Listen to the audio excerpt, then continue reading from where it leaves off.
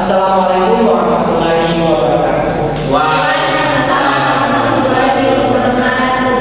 Selamat datang di talk show di mana kita akan membahas tentang dampak dari kenaikan harga BBM di Indonesia. Tapi sebelum itu ada baiknya kita memperkenalkan narasumber saya pada hari ini. Silakan untuk narasumber memperkenalkan diri. Baik, terima kasih. Perkenalkan, nama saya Nola Singkir dan saya Siti Putri. Dan saya Rizal Sikri. Itu tadi ada tiga narasumber kami untuk hari ini. Selanjutnya sesuai apa yang saya katakan sebelumnya, topik kita pada hari ini tentang kenaikan BBM di Indonesia.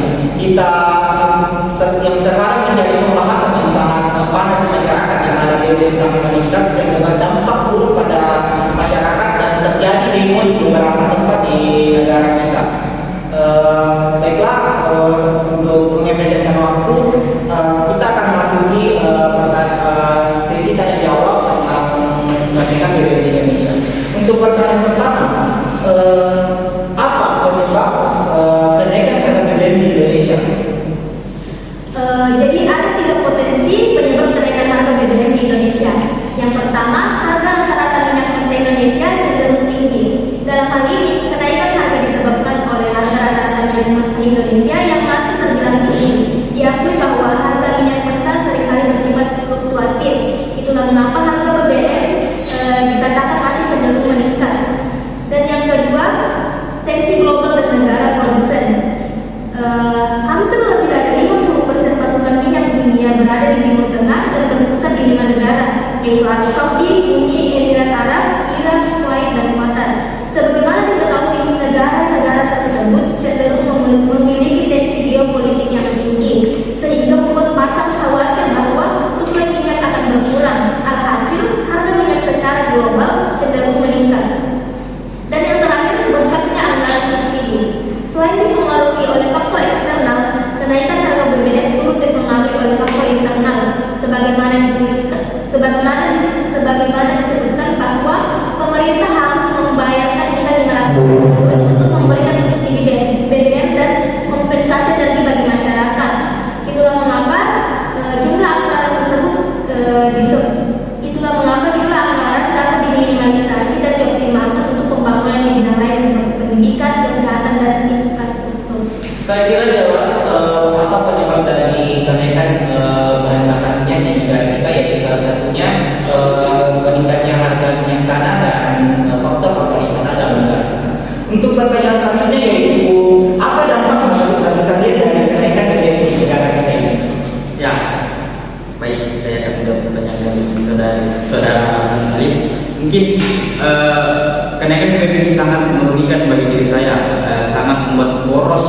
Apalagi seperti kemarin-kemarin itu uang jajan yang diberikan kepada saya sebesar kayak 50.000, dan ketika saya isi bensin sebelum kenaikan BBM ini itu kayak 20.000 sampai 15.000 itu sudah full.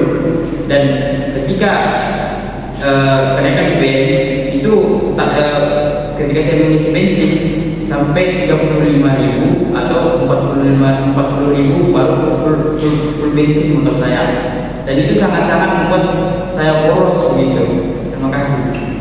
Oke, kalau saya pribadi dampaknya yaitu dari segi transportasi juga dalam angkutan umum, misalnya seperti awalnya ongkosnya itu hanya 5.000, sekarang naik menjadi 10.000.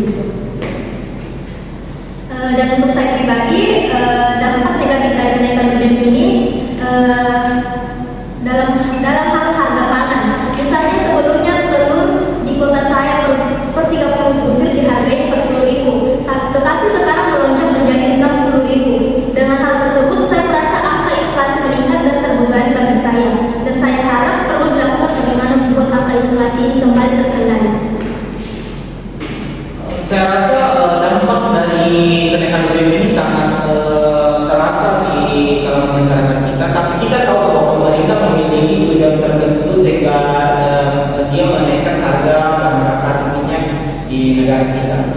Jadi pertanyaan saya, apa manfaat dari kenaikan bahan bakar minyak di negara kita ini? Ya, walaupun tadi saya sempat bilang kenaikan BBM ini membuat saya boros, tapi ada manfaatnya juga. Pemerintah menaikkan harga BBM. Yang pertama itu seperti subsidi negara berkurang untuk subsidi hal produktif, dan kenaikan harga BBM subsidi, maka perbedaan harga dengan BBM non subsidi semakin dekat, sehingga diperkirakan masyarakat beralih menggunakan BBM non subsidi. Kondisi ini meringankan beban negara. Yang kedua, karena sudah mendekati harga keekonomian tidak murah, diharapkan konsumen bijak menggunakan BBM. Dan yang ketiga, manfaat membuat keuangan Pertamina semakin baik lantaran uang yang ditempuh Pertamina untuk membeli BBM bersubsidi semakin kecil. Terima kasih. Nah, penjelasannya sangat jelas ya. Untuk pertanyaan terakhir, dari semua pertanyaan pasti memiliki solusi. Ya, jadi apa solusi Anda tentang kenaikan BBM negatif? Oke, saya memberikan solusi, yaitu yang pertama, mengurangi pengeluaran konsumtif dengan melatih diri membiasakan budaya hemat. Misalkan dengan mengubah gaya hidup kita yang terbiasa jajan di luar diubah dengan masak sendiri di rumah. Dan yang kedua, memaksimalkan jumlah penumpang dalam satu kendaraan, atau misalnya bagi yang memiliki kendaraan atau mendapat fasilitas kendaraan bisa buat janjian pergi dan pulang kerja bersama-sama, sehingga pengeluaran harga bensin atau solar bisa lebih ringan jika ditanggung bersama-sama. Dan yang ketiga, menggunakan moda transportasi non BBM, misalkan sewaktu-waktu bisa dengan bersepeda atau berjalan kaki bagi yang masih kuat dan bugar. Dan yang terakhir, usahakan mengurangi kegiatan keluar rumah untuk urusan yang tidak penting, seperti mengatur waktu belanja atau rekreasi yang lebih berkualitas. Ya. Nah, saya kira penjelasannya sangat jelas ya, gimana tadi kita apa penyebab dari meningkatnya harga minyak di negara kita, dampak yang kita rasakan dan manfaat dari kenaikan nasionalnya, dan terakhir itu solusi. Saya kira itulah talkshow pembahasan kita pada hari ini tentang kenaikan harga minyak di negara Indonesia. Kurang lebihnya mohon dimaafkan.